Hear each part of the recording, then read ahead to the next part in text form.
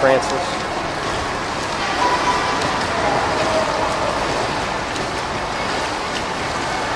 So, some good things you have going on. You got a nice reach forward. You're reaching more or less directly in front of your shoulders.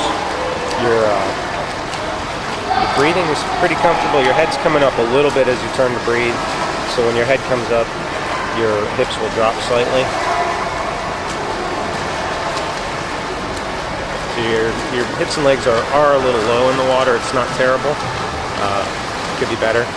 So to address that, keeping the head level when you turn to breathe is going to be the biggest thing. Underwater, this is where I can see like a major thing that's going to help you. Right now you're doing what's called an elbow slip, or the elbow's leading the stroke back. So what that means is your hand and forearm are not really gaining a bunch of traction as you pull back. Just if you were to freeze frame this, which I'll do with the underwater, you'd see that your hand forearm are still sort of parallel to the bottom of the pool, and you want your hand and forearm to go perpendicular to the bottom of the pool. So if you were to imagine directional arrows pointing down off your hand forearm, it's like they're pointing down the whole way, and if you can get your arm perpendicular, particularly your hand forearm, the arrows will be pointing back, meaning the effort that you're putting in is going to be going more into going forward, pushing your body forward. So that's the major issue I see. A couple other things that we'll talk about. So here what we look at is, are you popping up to breathe? You can see that. And are your hips and legs staying in the same line as your torso, which they are. So that's good. That means you're not swinging around a whole bunch. Your rotation is pretty good. Rotation is a result of extension, or in my view, it's a result of extension. And in this angle, what I look at is where are your hands going when you're reaching forward. So that right arm I'm happy with. The left arm is sort of drifting under your body as you turn to breathe. So that's something we're going to work on a little bit. See how it kind of drifts right into the middle line. You want to keep it off the side. So here, looking at your left arm, you can see you sort of angle low at the beginning and then pulls through under your body just a bit. So like we talked about, you want to keep that off the side somewhat.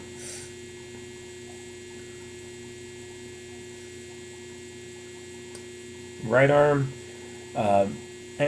going a little lower than maybe you need to at the beginning, and then the pull that you're coming through with is a little bit of an elbow slip, or elbow leading the stroke back with the right arm.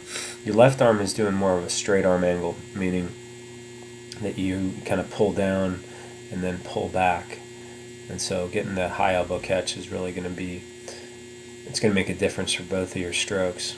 And see with the right arm, the elbow moves back first in front of the forearm. At the end of the video, there's a freeze frames of these strokes, so you get sort of a longer view of it.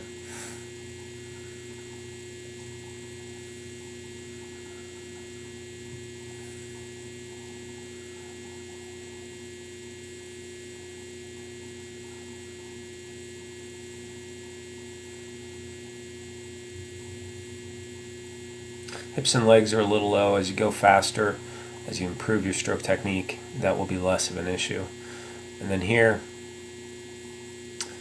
a position of the right arm is good. The left arm, not terrible, but just going a little under your body. So this is working on keeping the head lower as you turn to breathe. This is great. So kind of eliminate that up and down. You may, as you practice this, you may inhale a little water here and there. That was good. I saw you might have gotten a mouthful of water on one of them. It's just practice makes perfect on that, but that was a lot better. Yeah.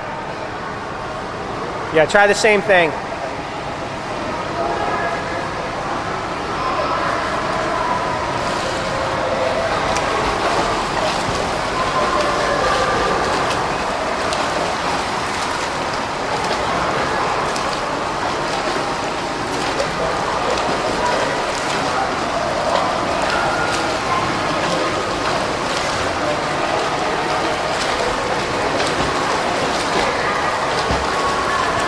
trying to keep the hands off the side a little more.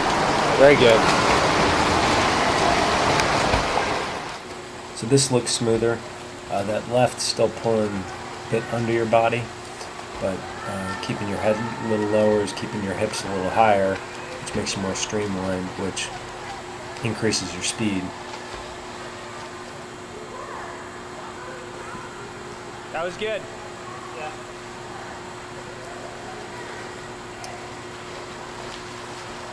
Right arm looks better here. Still the elbow leading the stroke back just a bit.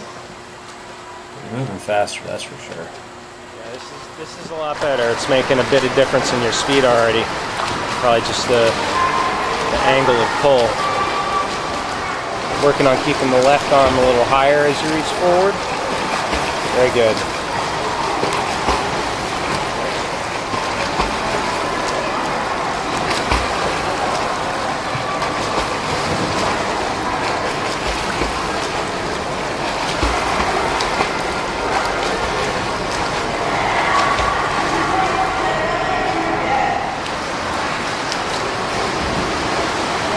Just working on the catch.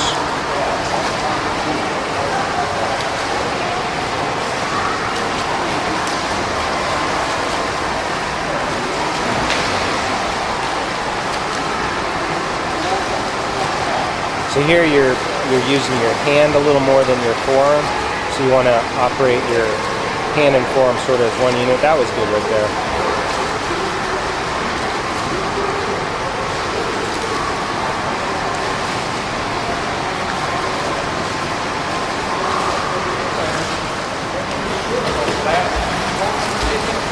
Going like this.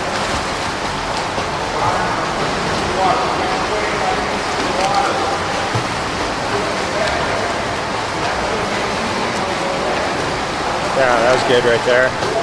That was pretty good. So you can see the difference in thrust you get when you get a good pull. Good. Good. Yeah, so, you know, this is easier on your right because you breathe over here. So this one, just trying to get the catch as well as possible.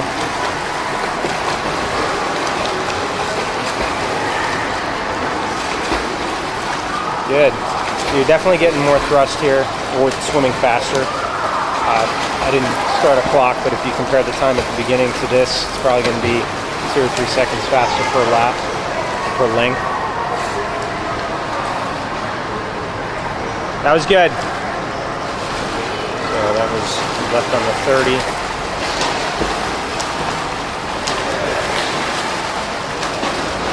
And so some of your pulls are better than others. Right arm is slipping or elbow leading the stroke back a bit. That last one. So coming up with the still frames, looking at your left arm first. So definitely going deeper than is optimal. If you had that arm extended straight forward or a little higher in the water, you'd get more pull out of it because it's just drifting down at the moment. Then you start your pull and you sort of angle that forearm a little bit under your body. So it's not really a straight arm pull or a high elbow catch. It's like a combination of the two with a pull more so under your torso than not. You really want to have that off the side, pulling straight back. Your right arm here drifts down a little bit, but then the key thing to watch is the way the elbow leads a stroke, or your hand and forearm don't angle vertical relative to the bottom of the pool. So getting that vertical angle is really going to be adds a lot of power to your stroke. So that's what you want to work on the most with that right arm. So with both arms, a one-arm drill, your number one drill for improving your technique. Keep working on it. Hope this all helped.